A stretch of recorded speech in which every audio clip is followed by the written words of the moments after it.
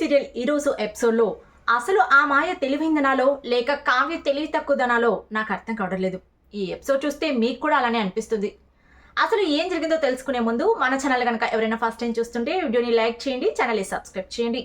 వీడియోకి వెళితే కావ్య ఏదో సాధించేసినట్టుగా ఆ మాయను తీసుకొని వచ్చి అందరి ముందు నిలబెడుతుంది.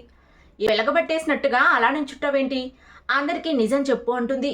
అసలు కథ స్టార్ట్ అవుతుంది. ఆ మాయ నోరు తెరిచి, అవును మీ ఇంట్లో చాలా సమస్యలు జరుగుతున్నాయి, ఆ సమస్యలన్నిటికీ నేనే కారణం అని కావ్య నన్ను వెతుక్కుంటూ వచ్చి చెప్పింది. నేను ఇప్పుడు వచ్చి నా నోరు తెరవటం వల్ల ఈ సమస్యలన్నీ పరిష్కరిస్తాయని నేను నిజం చెప్తున్నాను. ఆ బిడ్డకు తల్లి నేనే, ఆ బిడ్డకు తండ్రి అని కొంచెం సుభాష్ వైపుగా కొంచెం రాజ్ వైపుగా చూస్తూ చూస్తూ రాజ్ వైపు చూపించేస్తుంది చేయి పెట్టి. రాజ్కైతే అసలు ఏం జరుగుతుందో అర్థం కాదు. ఇక కావ్య మొహం అయితే సరాసరి మీద తానే బండ వేసుకున్నట్టుగా అయింది. రాజ్ని చూపించేసరికి అసలు ఎవరికి ఏం అర్థం కాదు. ఎందుకంటే ఇదంతా ముందే ప్లాన్ ప్రకారంగానే జరిగింది. తను కావాలనే రాజ్ పేరు చెప్పింది. ఎలాగో రాజ్ తన మీద నింద వేసుకున్నాడు కాబట్టి తాను కూడా రాజ్ మీద నింద వేస్తే అందరూ ఈజీగా నమ్మేస్తారు కాబట్టి ఇక అందరూ ఒక్కసారిగా షాక్ అయిపోతారు. రాజ్ నిజంగానే తప్పు చేశాడా అని. పనిలో పని అంటూ ఇక రుద్రాన్ని మొదలు పెడుతుంది. అసలు రాజ్ ఇలాంటి వాడని నేను అనుకోలేదు. అవునులే, వయసు ఒకవైపు మనసు ఒకవైపు, మనసు ఓడిపోయింది వయసు గెలిచింది అంటూ ఏవో సామెతలు చెప్పి రాజును కించపరుస్తూ ఉంటుంది. ఇంకేంటి, తేలిపోయింది కదా తప్పేంటో. అసలు ఆ బిడ్డకు తల్లి అయిన ఆ మాయనే ఈ ఇంటి కోడలు, తనకే ఈ ఇంటి కోడలయ్యే అర్హత ఉంది అని చెప్పేసి డైరెక్ట్గా కావ్యని ఇంట్లో నుంచి వెళ్ళిపోమని చెప్తుంది. ఆ మాటకు ఇందిరాదేవి సరాసరి ఒప్పుకోదు. అసలు ఏం తప్పుందని కావ్యది, ఎవరిదైనా న్యాయం ఎవరిదైనా, ఏ తప్పు చేయలేదు కావ్య. కావ్యను ఇంట్లో నుంచి పంపించే లేదు, ఏం చేద్దామో ఆలోచిద్దామని ఇందిరాదేవి అంటుంది. మళ్ళీ మొదలు పెడుతుంది. అదేంటమ్మా, బిడ్డ తల్లి ఆ అమ్మాయి భర్త రాజ్, ఇదంతా తేలిపోయింది కదా, ఇక కావ్య ఇంట్లో ఎందుకు, ఆ అమ్మాయినిచ్చి రాజ్కిచ్చి పెళ్లి చేద్దామని చెప్పేసి అని అంటే ఇందిరాదేవి నువ్వు నోర్మి, ఇంతకంటే ఎక్కువ మాట్లాడేవంటే పళ్ళు రాలగొడతాను అని చెప్పి ఇక రుద్రాణి అంటుంది. మరోవైపు మర్యాద రామక్క, నీ ఒపీనియన్ ఇక్కడ ఎవరు అడగలేదు, ఇంట్లో పెద్దలు ఉన్నారు, ఏం చేయాలో వాళ్ళే నిర్ణయిస్తారు, నువ్వు కాసేపు సైలెంట్గా ఉండు అని స్వప్న అంటుంది.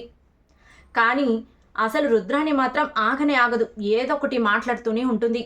మీకు అన్యాయం జరగకూడదని ఇందిరాదేవి చెప్తే అప్పుడు తనకు ఎవరూ అన్యాయం చేయాల్సిన అవసరం లేదమ్మా, తన గొయ్యి తానే తన తాలిబొట్టుతోనే తీసుకుంది, ఎక్కడో ఉన్న తనని తీసుకుని వచ్చి సవతిని ఇంట్లో పెట్టుకుంది. 5:30ను 2:30గా ఎలా మారుస్తుందో నాకు అర్థం కావట్లేదు. తన పాపిట్లోని కుంకుమను సగభాగం తనకి ఇవ్వాలనుకుంటుంది అని అంటే అసలు కావ్య ఎంత గొప్ప వ్యక్తి, ఎంత అనురాగ దేవత అని ఏవేవో డైలాగులు చెప్పి ఇక ఇండైరెక్ట్గా పంచులు వేస్తూ ఉంటుంది కావ్య మీద. కావ్య మటుకు ఒక్క మాట కూడా మాట్లాడదు. ఏమైనా మాట్లాడాల్సి వస్తే నిజం చెప్పాలి, నిజం చెప్తే సుభాష్ బుక్ అయిపోతాడు కాబట్టి ఏం చెయ్యకుండా ఒకవైపు సుభాష్, మరోవైపు రాజ్, మరోవైపు కావ్య అలా చూస్తూ ఉండిపోతారు.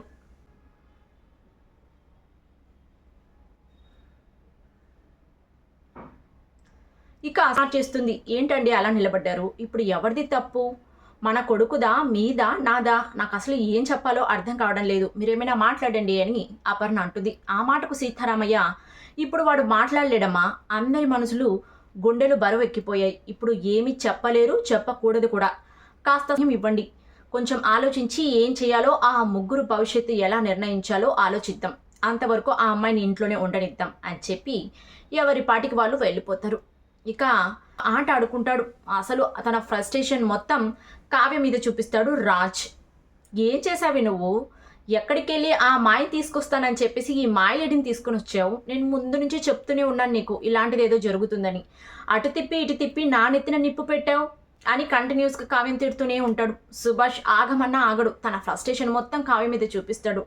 కావ్య మీరు కాస్త ఆగండి, అసలు మీకు అక్కడ ఏం జరిగిందో తెలీదు అని చెప్పేసి అక్కడ జరిగింది మొత్తం చెప్తుంది.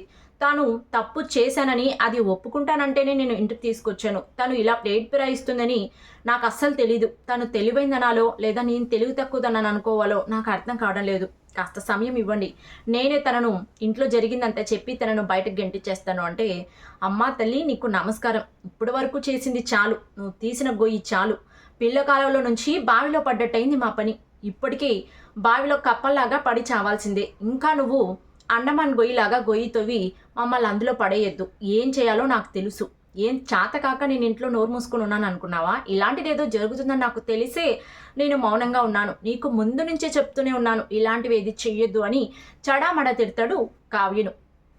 ఈ సన్నివేశం చూస్తే నిజమే అనిపిస్తుంది. కాకపోయినా భర్త మాట అప్పుడప్పుడైనా వినాలి. అలా విని ఉంటే కావ్యకి ఈ పరిస్థితి వచ్చుండేది కాదేమో అని నాకు అనిపించింది.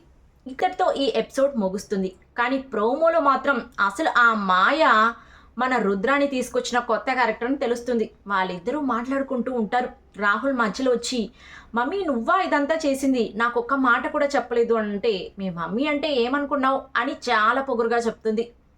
ఆ మాటలన్నీ కావ్య వింటుంది. అవును, చాలా తక్కువ అంచనా వేశాను మిమ్మల్ని అని పక్క నుంచి అంటుంది. ఇంతటితో ఎపిసోడ్ ముగుస్తుంది. రేపటి ఎపిసోడ్లో ఏం జరుగుతుందో చూడాలి మరి. ఇవాళ ఎపిసోడ్ కనుక మీకు నచ్చినట్టయితే వీడియోని లైక్ చేయండి, ఛానల్ని సబ్స్క్రైబ్ చేయండి.